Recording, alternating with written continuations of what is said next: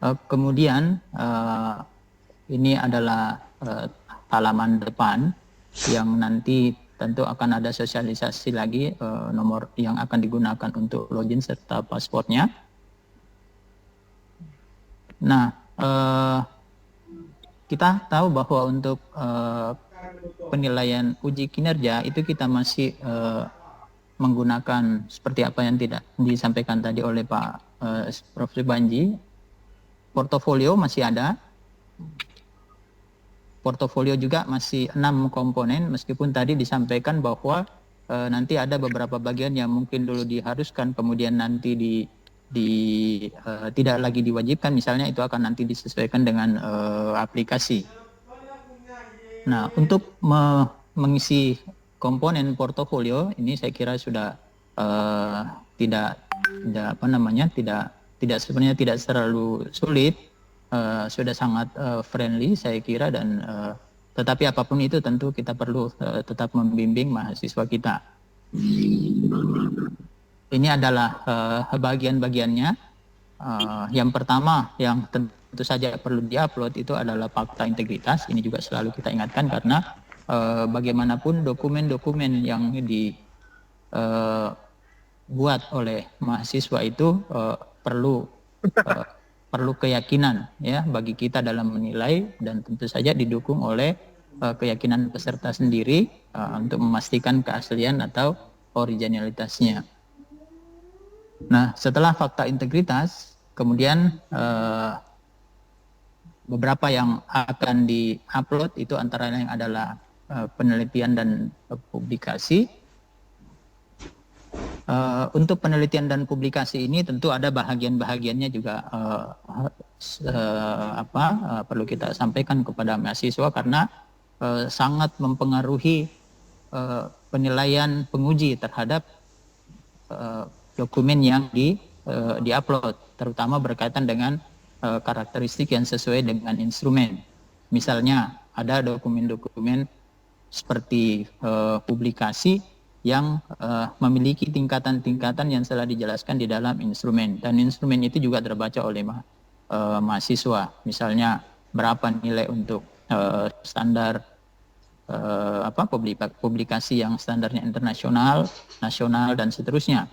Karena kita sering telah sampaikan juga bahwa penilai tidak mungkin mengakomodir kesalahan yang dilakukan oleh mahasiswa. Misalnya ketika dia memiliki jurnal yang sifatnya internasional lalu kemudian ditempatkan pada jurnal yang sifatnya nasional, maka otomatis penguji akan menilainya sebagai jurnal nasional.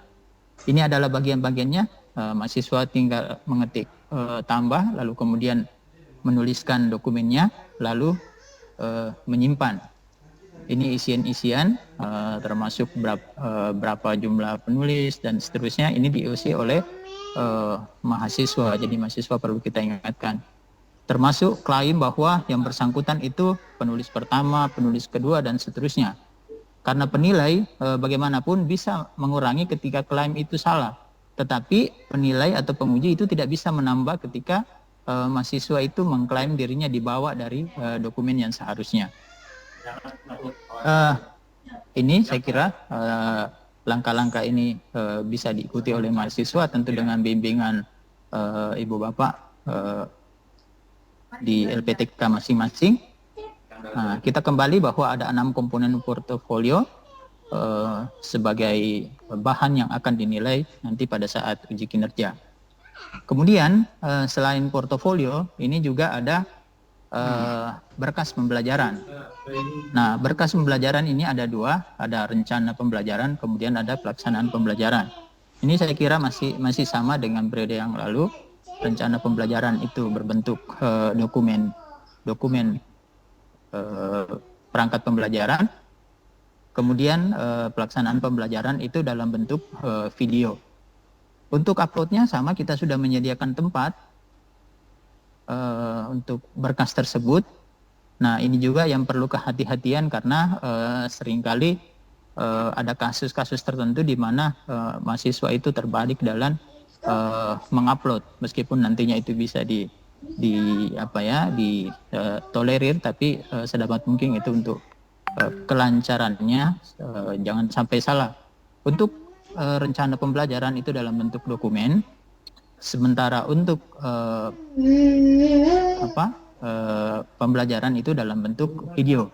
Untuk bentuk video yang diupload bukanlah videonya, tetapi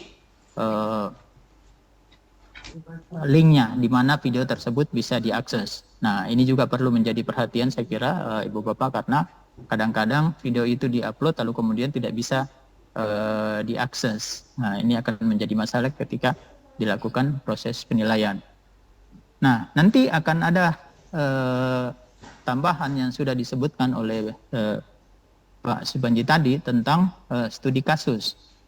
Studi kasus ini disebutkan merupakan bagian daripada UP.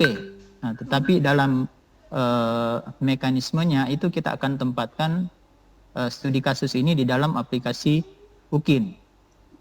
Studi kasus ini akan diupload di dalam bagian dari UKIN. Ini nanti akan menjadi 3 jadinya. Ada pembelajaran, ada portofolio, kemudian pembelajaran, lalu kemudian ada studi kasus. Saya kira tidak akan sulit karena polanya hampir sama. Kita menyediakan isian yang berkaitan dengan identitas, lalu kemudian judul studi kasusnya, lalu kemudian tinggal diupload karena dokumen studi kasus tersebut itu merupakan dokumen dalam bentuk teks. Ya mungkin saja teksnya dilengkapi gambar, tetapi itu dalam bentuk satu file. Nah, selain ini tentu saja nanti ada sosialisasi sendiri terhadap para penguji UKIN, karena ini proses penilaiannya pun sama, itu akan kita tempatkan pada aplikasi UKIN. Jadi tapi ini masih kita kembangkan dan saya kira insya Allah akan jadi pada saatnya. Saya kira itu Ibu Bapak sebagai tambahan informasi kita pada hari ini. Terima kasih Pak Nasrul. Terima kasih. Assalamualaikum warahmatullahi wabarakatuh. Waalaikumsalam warahmatullahi wabarakatuh. Langsung Pak Nur Hadi, moga Pak Nur. Warahmatullahi wabarakatuh. Baik, terima kasih Pak